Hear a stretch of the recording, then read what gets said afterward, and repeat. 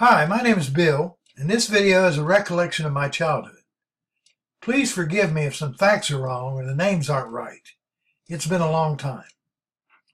I was born at the old General Hospital in 1945, and we lived until I was about 8 or 9 years old with my grandparents on Mound Street. We then moved over on Grant Street around the corner, where I lived until I was 18 and joined the Air Force in 1963.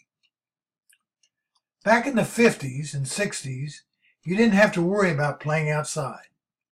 I would leave the house at 8 a.m. and not come back until dark sometimes in the summertime. We didn't have a TV until I was about 10 years old, so I'd go down to my buddy's house, Mike, at the end of Mound Street, and watch Howdy Doody and the Space Cadets. Before the Armory was built on 17th Street, there was a vacant lot, and we played corkball there. Corkball was a cork made for fishing wrapped in electrical tape, which we hit with a small wooden bat. Later, when wiffle ball came out, we played wiffle ball. Across 17th, where the bowling alley and these apartments are today, was a jungle with a concrete structure in the middle of it that we used to put Christmas trees at the base of and jump into after Christmas. It's a wonder we didn't kill ourselves. Later was built the first and only A&W root beer stand in the area. It was owned by some sweet people named Dick and Rosie Jenkins. They also put up behind it a putt-putt golf course. Around the corner on Kendall Avenue was a field where these apartments are today. And on Sundays, we used to play football in that field. Kendall Avenue was also where they had the soapbox derby every year on the 4th of July. On down Kendall was the roller rink on the left, where we used to go to skating parties, and it later became the Rainbow Bowling Alley. Across the street was Dreamland Pool, where I would spend the day when I could afford to go. It cost something like 25 to 50 cents to get in, and a season pass, if I remember right, was around $50. I spent many wonderful days there, and also a lot of Friday nights at the swim dances. I also spent many days at Mound Park playing football in the horseshoe mound because we didn't know any better. There was also shuffleboards, croquet, and horseshoe pitching where the wooden playground is today, and there were lights, and people played those games until well after dark. There was not many TVs, so people did all kinds of activities to while away their time. Across the street from the park was the old Highland School, which was built in 2 sections starting in 1902. The north half, facing Mound Park, was built first, and the south part was added in 1907. I went there from 1951 to 1956. The new building was started in January of 1955 behind the old school, and students moved in May of 1956. The old school was then torn down in June of 1956. I spent many, many wonderful days playing basketball on the court in front of the new school. Every spring when we were going to school, there'd be someone on Grant Street by Mound Park across from the school demonstrating how to use a yo-yo. They'd show us how to walk the dog and rock the cradle, and one time I remember there was even someone with a hula hoop. Now that was advertising at its best. We also played baseball in the summer at Mound Park.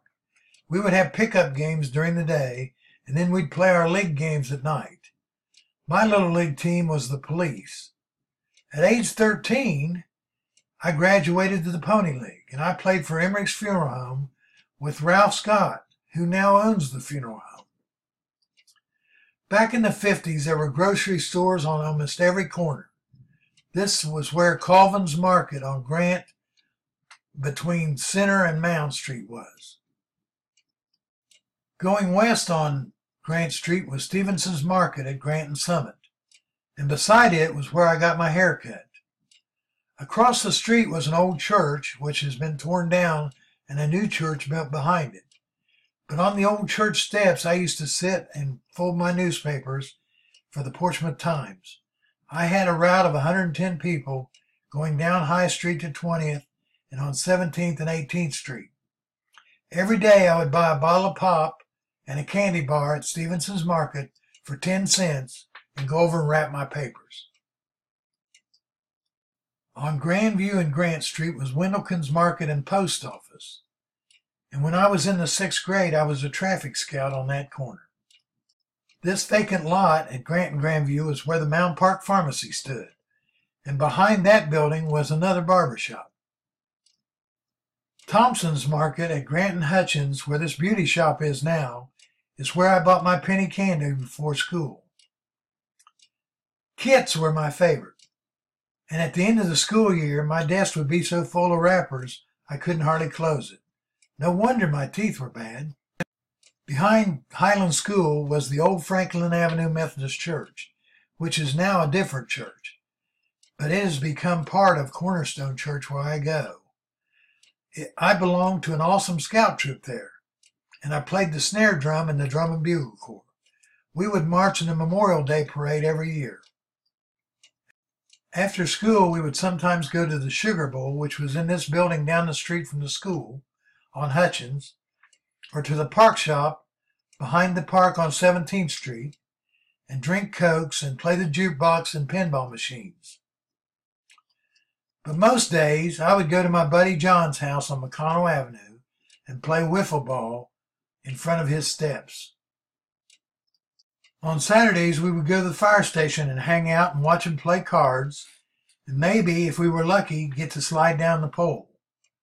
Or go to Duzan's model shop and buy our model planes and cars. It was on the corner between Offnear and Park on Grant Street, where the dentist's office is now. In September of 1960, I went off to Portsmouth High School, but I never rode the bus. And I graduated in 1963. By the way, there weren't any buses back then. We had to walk every day, rain or shine. After school, we'd go to the Greyhound bus station and sit at the lunch counter and have our Coke, or maybe go to the beautiful Portsmouth Library, where we had a great time studying. And also, we could have gone to Richard's News, which is where the grade school is today. You could buy cards and magazines and toys and other things at Richard's News. Or sometimes, if we had money, we'd go to Ware's Ice Cream Store, which is on Gallia and Offnear.